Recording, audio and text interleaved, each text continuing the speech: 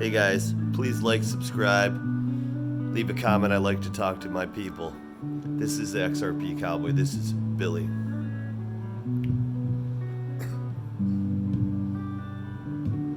Please come now, I think I'm falling. You're the only one I think is safe.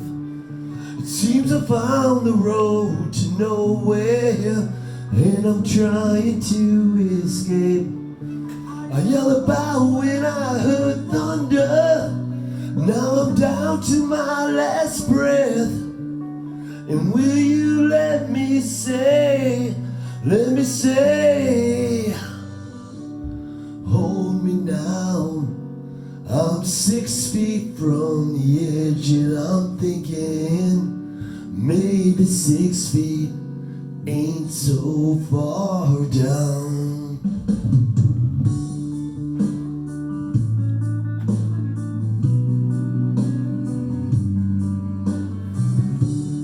Alexa, off. Hey guys. The fucking Cowboy saying you should have never even tried to sing a song you don't fucking know. But Billy's gonna say it's not about me, it's about the song. You know? But I wanted to talk about buying a house. It's just another, logical perspective that people don't consider. I can't remember the study on how long someone lives in a house, but I know it's under 8 years. Most people, and your first like fucking 20 years, you're paying if you do a 30-year mortgage, which it's like 98% of people. That's just something I'm throwing out there. I don't know if those numbers are correct. Do a 30-year because they can buy more house for their money.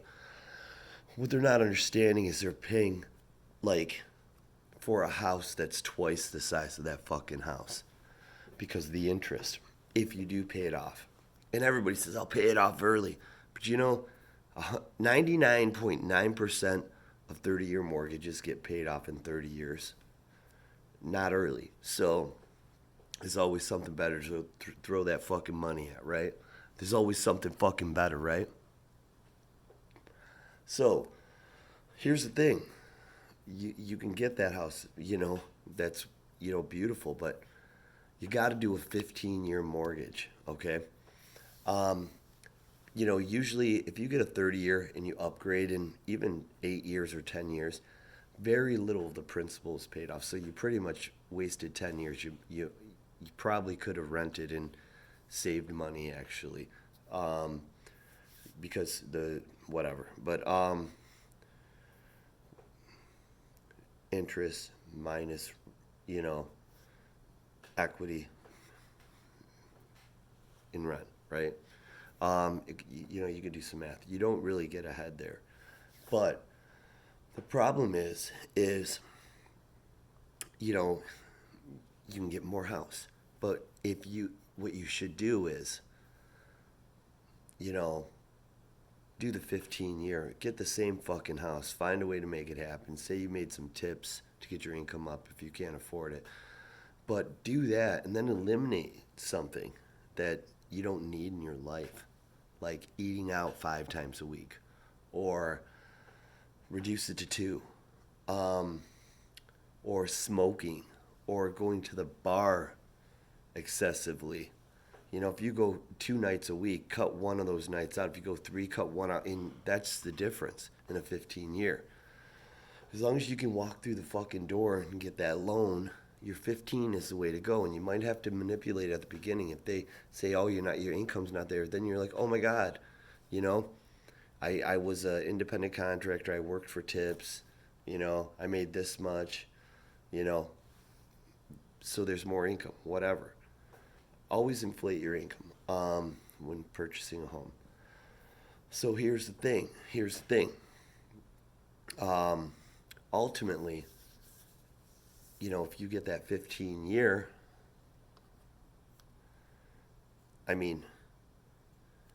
you're doing this. Usually, many people that buy a house, not all of them, and I'll give you another situation, are doing it. They want to raise a family there and all that stuff.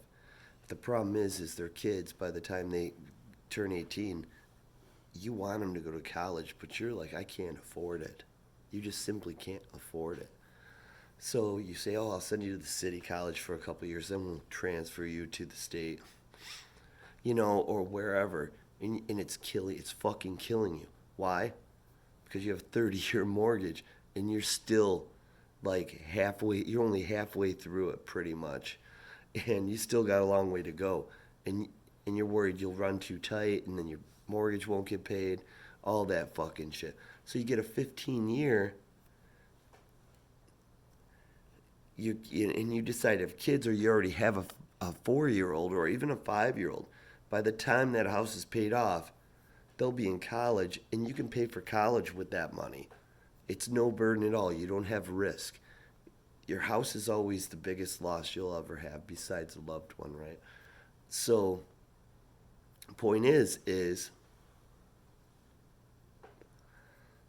you didn't pay for that house 10 times, 85 times in interest. It's paid off. You paid a few, whatever, more hundred a month. If you got that kind of fucking money, where it's costing you 500-600 more a month, you can afford it, right? So that's not an issue. It's a non-issue. So now your kids, all you have to do is worry about paying for their school. I mean, that's pretty fucking cool. They probably go to state college or a nicer college, But point is that's how you buy a fucking house. If you're a young couple or middle age starting a family. I'm just saying, because we're going to get some money soon. You probably just pay cash for that bitch. Fucking break it off. Just be like, here you go. Just break that shit off, right? I'm just doing that because I have to put it in the bank. And it was there. Not to be cheesy, but to be cheesy in a funny way. So here's the thing.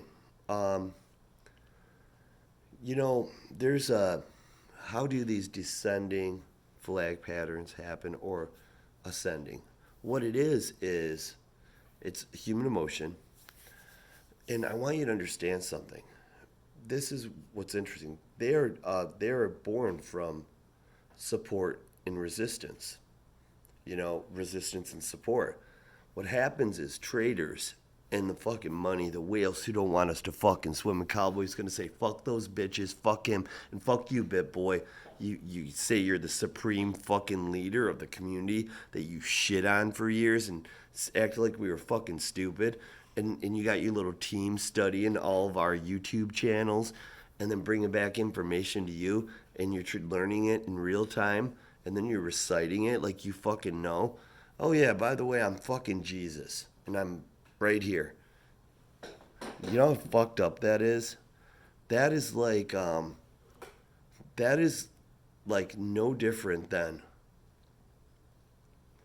a motherfucker like going to someone's fucking house with a gun and with his friends, sticking a gun to a pregnant woman's belly, saying, "Give me your shit or I'm gonna fucking shoot." Becoming an angelic person that the whole world speaks about for months and months. That is no different than that fucking bit boy. Okay? And by the way, my gambler friend I talked about in the last video, he started buying fucking XRP like it was fucking candy because you said there was going to be a settlement this month. I mean, and it was going to rocket. So here's the thing. You're safe right now, motherfucker, because they haven't lost money yet. But if this market dumps and they fucking lose money because they bought it because you said something was going to happen, you said you had insiders, you're lucky you don't fucking get sued, motherfucker. You fucking lying piece of shit. But anyways, it's no different than that. Fucking the fucking leader of XRP. No, you're not the leader of the RB. No one is. Okay? It's decentralized. And you know what? My dreamers don't listen to you, motherfucker. So, but here's the thing about the support and resistance. With the descending flags or the ascending flag patterns. What happens is traders, they like, buy at support, but they sell at resistance right here. Like, let's say support's at 50,000 for Bitcoin and resistance is at 52. It's not, but let's just say that when it right before it hits 52, like, a few bucks, they all sell off, and then they buy at support at 50. But then it starts going back up, and a lot of these people that were waiting for that support resistance because they thought they were smarter than everybody else didn't get to sell, and so they ended up selling way down here and losing some money. They still bought back down here. They acted a little sooner, which reduced their margins, got thrown to shit. So the next time Bitcoin goes to that 52, resistance, they might sell at 51 down here instead of up here. We started here and here, and then it's down there. And then they might let it drop, and then they're in a hurry, so they're not waiting for 50, so they're buying back at 51. And then, rinse and repeat, same people, or the people that got hurt that time, the other people, they're like, okay, not that clear. I'm going to sell, instead of at 51 like the last batch, even though resistance is at 52, I'm going to sell at 55, or let's just say 50,000. I mean 55, because 50 is like support. And then all of a sudden, they buy back a little early, and you see the perfect flag there. Now, if optimism's high, it starts doing this. If it's low, it starts doing this. And point is sometimes when it's a descending triangle, it's more bullish from my perspective, because everybody knows the price should be up here, and then it has to runs out of room. So resistance or support needs to be broken, and if it's the sentiment's positive, it breaks to the upside. It rockets up because everybody's buying the shit out of it, because they have to reestablish these support and resistance. Well, there's quite the upside, and then if the sentiment's bad, it crashes. So whether it's a descending or an ascending flag pattern or triangle, as some people call it, that isn't important. One is not more bullish than the other. They go both ways. It depends on what's happening with the market at the time, how people are feeling. So, just so you know, this is the XRP Cowboy. Please like and subscribe.